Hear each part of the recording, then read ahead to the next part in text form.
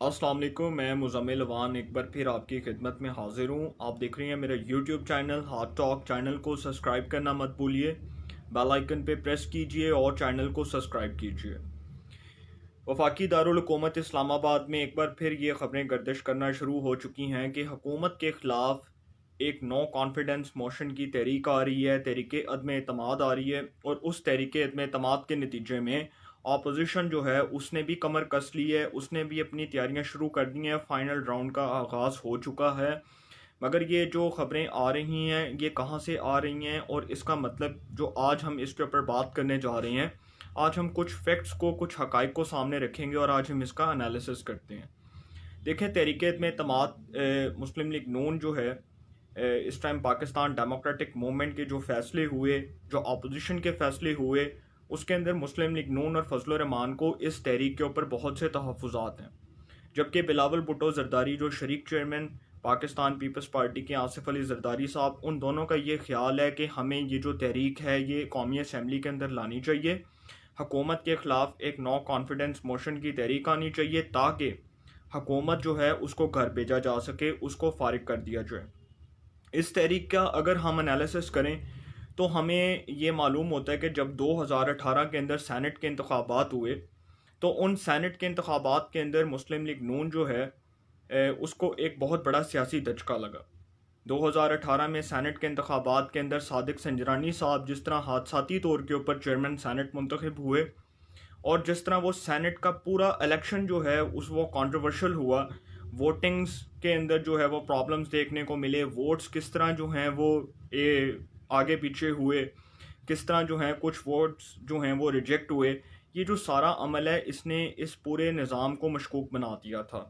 उसके बाद आप बात करते हैं सादिक संजरानी साहब के बारे में ही, तो उनके ख़िलाफ़ जब तहरीक में तमाद आती है तो तब भी पाकिस्तान पीपल्स पार्टी जो है वो कोई ना कोई गेम चला देती है, डंडी मार जाती है और उसके बाद मुस्लिम लीग नून जो है उसके साथ एक बार फिर हाथ हो जाता है। अब ये जो कॉन्फिडेंस नो कॉन्फिडेंस मोशन की जो तहरीक है इसके बारे में जो बात हो रही है, इसका मतलब ये है कि हुकूमत जो है उसके ख़िलाफ़ पाकिस्तान पीपल्स पार्टी का ये ख्याल है। उसके अंदर आफ्ताब शेरपाव साहब हैं, अख्तर मेंगल साहब हैं, उन दोनों ने भी इस तहरीक की जो है वो हमायत की है। बिलावल साहब का ये जो पॉइंट है उसको उन्होंने जो है वो उसको खुशाइन करार दिया है और उन्होंने कहा है कि जो बिलावल साहब तहरीक में तमाद की बात कर रहे हैं, हमें ये तहरीक जो है वो असम्बली के अंदर लानी चाहिए और हुकूमत को ख़त्म कर देना चाहिए। जबकि मुस्लिम लीग नून और जो पाकिस्तान की जो दूसरी अपोजिशन की जो सियासी जमातें हैं जिसमें जमीयत उलमा इस्लाम है, फजल रहमान साहब हैं, उनको मालूम हो चुका है कि अगर इस बार वो पाकिस्तान पीपल्स पार्टी के झांसे में आए तो इस बार उनको बहुत बड़ा सियासी धचका लगेगा। और दूसरी बात, क्योंकि सिंध में पाकिस्तान पीपल्स पार्टी की हुकूमत है तो वो कोई भी गेम चला सकती है। उसके बैकडोर जो राब्ते हो रहे हैं, उसके बाद जो अहम डेवलपमेंट्स हो रही हैं, उसके अंदर भी पाकिस्तान पीपल्स पार्टी का एक बहुत अहम रोल है। जिस तरह उन्होंने हुकूमत की इत्तेहादी जमातों से रबते शुरू कर दिए हैं, इस वक्त वो MKM के साथ भी रबतों में है, काफ लीग के साथ रबतों में है, ग्रैंड डेमोक्रेटिक अलाइंस के कुछ ऐसे रहनुमा जिनका मैं नाम भी ले सकता हूँ जो पाकिस्तान पीपल्स पार्टी के साथ इस वक्त रबतों में है, तो वो भी इस वक्त इस सोच के अंदर मुब्तला हो चुके हैं कि कहीं पाकिस्तान पीपल्स पार्टी की कोई डील तो नहीं होने जा रही, कहीं पाकिस्तान पीपल्स पार्टी का जो है वो उनको क्लियर कट जो है वो कोई साफ रास्ता देने की कोशिश तो नहीं की जा रही। कुछ ऐसे जो मामलात हैं वो बने हुए हैं। आज हम बात करते हैं कि जी नवाज शरीफ साहब ने तहरीक में एतमाद को क्यों रिजेक्ट किया। देखें, नवाज शरीफ साहब, लोग कहते थे कि जरदारी साहब जो हैं वो शतरंज के खिलाड़ी हैं।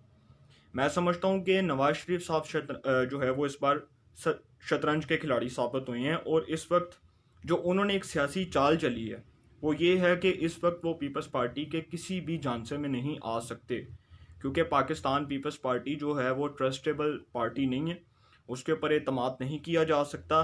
पूरी अपोजिशन जो है वो उसको इस बात पे शक है और वो इस शक में मुब्तला हो चुके हैं कि अगर पीपल्स पार्टी के इस मुतालबे को तस्लीम कर लिया जाए तो क्या तहरीक अदम एतमाद कामयाब हो जाएगी। देखें, हुकूमत के कुछ ऐसे लोग हैं जिनके मैं नाम ले सकता हूँ। ख्वाजा शराज महमूद साहब हैं, राजा रियाज साहब हैं, मेजर ताहिर सादिक साहब हैं, नूर आलम खान साहब हैं। उसके बाद हुकूमत के और भी कई ऐसे रहनुमा जो नाराज़ हैं, जो हर वक्त हुकूमत की पॉलिसीज़ के ख़िलाफ़ खुल के तनकीद करते हैं नेशनल असम्बली के अंदर। हाँ, 4-5 इक्का दुक्का कोई 7-8 लोग होंगे ज़रूर, वो हुकूमत के ख़िलाफ़ वोट दे सकते हैं, मगर इस वक्त जो तहरीक-ए-एतमाद की फ़िज़ा है वो मुझे इतनी साज़गार नज़र नहीं आ रही, क्योंकि सेनेट के इंतखाबात हैं, ज़िमनी इंतखाबात हैं, सांगड़ के अंदर, मलीर के अंदर, उसके बाद पंजाब के जो है वो मेन कॉन्स्टिट्यूंसीज NA-75 PP-51, जो ज़िमनी इंतखाबात हैं वो बहुत अहमियत के हामिल तस्वुर किए जा रहे हैं। और उसके बाद जो सैनेट के इंतखाबात हैं, सैनेट के इंतखाबात में मेजर जो सबसे बड़ा इशू है वो ये है कि कौन सी जमात जो है वो मेजॉरिटी हासिल करेगी। तमाम जमातों ने इसके लिए तैयारियां मुकम्मल की हुई हैं और हर जमात जो है वो इस वक्त जो है बैकडोर राब्ते भी कर रही है। तो नवाज शरीफ साहब जो हैं वो इस बात को फील कर रहे हैं कि अगर पीपल्स पार्टी का ये जो मुतालबा है तहरीक-ए-एतमाद का, अगर इसको तस्लीम कर लिया गया तो हो सकता है कि एक बार फिर हमारे साथ हाथ हो जाए। लिहाजा वो इस तरह का जो इक़दाम है उसको किसी सूरत जो है वो कबूल नहीं करेंगे। वो बहुत मोहतात तरीके से अपनी इनिंग्स को खेलना चाहते हैं। वो जो कहते हैं ना कि वो बाउंसर्स जो पीडीएम को जो पहले लगे हैं, वो बाउंसर्स से जो है वो पीडीएम को बहुत नुकसान हुआ है। अब वो पीडीएम जो है वो अब यॉर्कर्स को बड़े मोहतात अंदाज से खेल रही है और जो यॉर्कर्स उनको लगाए जा रहे हैं वो बड़े मोहतात अंदाज से पीडीएम उसका जवाब देना चाहती है। इस बात में कोई शक नहीं है कि पीडीएम जो है इस बार बड़ी मजबूत सियासी हिकमत अमली के साथ मैदान में उतरी है। अच्छा जी, शाहिद खाकान अब्बासी साहब ने जब नवाज शरीफ साहब से मुलाकात की थी तो उन्होंने इस तहरीक को, ये जो तहरीक-ए-एतमाद है, इसके प्रपोज़ल को रिजेक्ट किया था। उन्होंने कहा था कि पाकिस्तान पीपल्स पार्टी अगर पीडीएम के इजलास के अंदर इस बात को सामने लाती है तो हम इसकी भरपूर मुखालफत करेंगे। और कल वही बात एहसन इकबाल साहब ने की कि अगर पाकिस्तान पीपल्स पार्टी तहरीक-ए-एतमाद की हमायत करती है तो सबसे पहले वो अपने नंबर्स को शो करे, क्योंकि जब तक वो अपने नंबर्स को शो नहीं करेगी उस वक्त तक उनके ऊपर एतमाद नहीं होगा। फौरी तौर पर इलेक्शन की जो है वो मुस्लिम लीग नून ने इस वक्त जो है वो पीडीएम के सामने बात की है कि फौरी तौर पर इस मुल्क में मुनसफाना इंतखाबात होने चाहिए, साफ़ और शफाफ इलेक्शन होने चाहिए। और इमरान खान साहब की जो हुकूमत, जिसके ऊपर वो ब्लेम करते हैं कि जी 2018 का जो इलेक्शन था वो फ्रॉड था, वो फिक्स था, वो रिग्ड था, जो भी था, जो उनके मुतालबात हैं, उसके ऊपर वो कहते हैं कि जी एक बार इस मुल्क के अंदर मुनसफाना इंतखाबात होने चाहिए ताकि एक प्योर किस्म की जो जमहूरियत है उसका जो तर्ज अमल है वो देखने को मिले।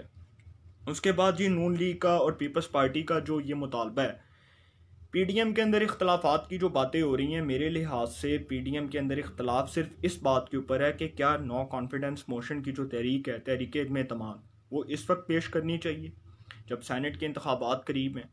क्या इस वक्त पेश करनी चाहिए या इसके बाद पेश करनी चाहिए? क्योंकि मरियम साहिबा का जो मुतालबा है, मरियम नवाज साहिबा जो मुस्लिम लीग नून की नायब सदर हैं, वो कहती हैं कि जी हमने लॉन्ग मार्च करना है मार्च के आगाज़ के अंदर या मार्च के आखिर में।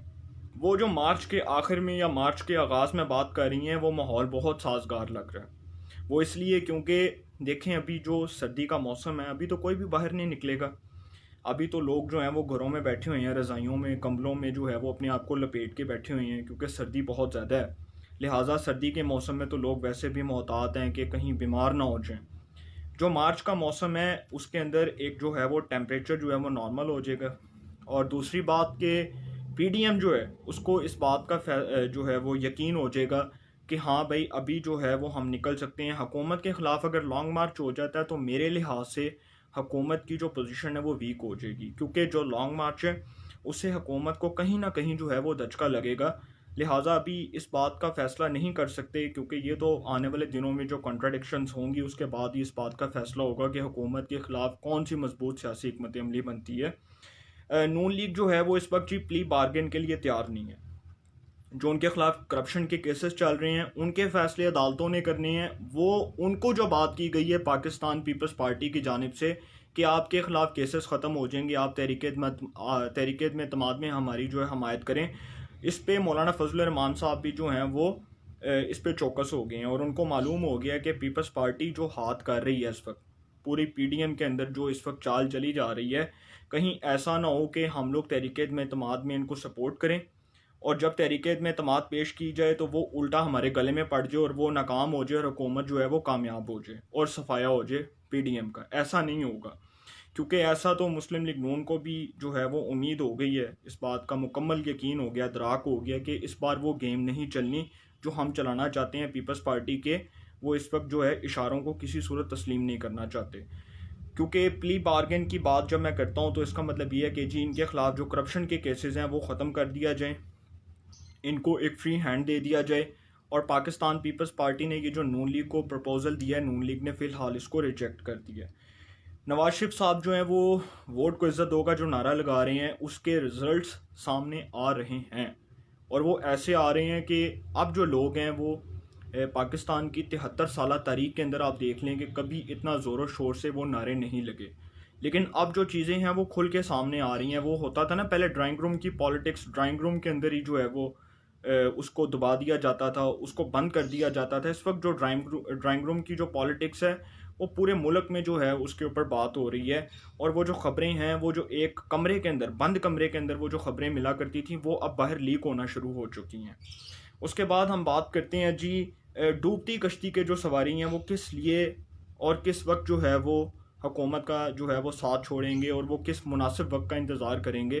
देखें, जो डूबती कश्ती के सवारी होते हैं ना, वो वक्त की नज़ाकत को देख के फ़ैसला करते हैं, और वक्त की नज़ाकत को देख के वो तब फैसला करते हैं जब हालात जो हैं वो तब्दील हो जाते हैं।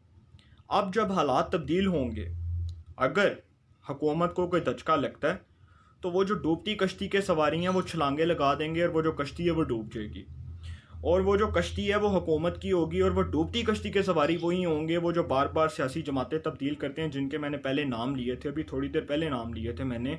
वो इस इंतज़ार में बैठे हुए हैं कि क्या होने लगा है, क्या होगा। वो जहाँ से वो इशारा मिलेगा ना, वो वहाँ से जो है वो अपने आप को सेव कर लेंगे और सेफ हैंड के साथ बाहर निकल जाएंगे। लिहाजा वक्त का इंतज़ार किया जाए। लॉन्ग मार्च होता है, इस्तीफ़े देते हैं, उसके बाद जो है वो तहरीक में एतमाद पेश की जाती है। ये आने वाले वक्त में पता चलेगा। हम फिर इंशाल्लाह मुलाकात करेंगे आपसे। अपना बहुत ख्याल रखिएगा। अल्लाह ताला आप सबको खुश रखे। बहुत शुक्रिया।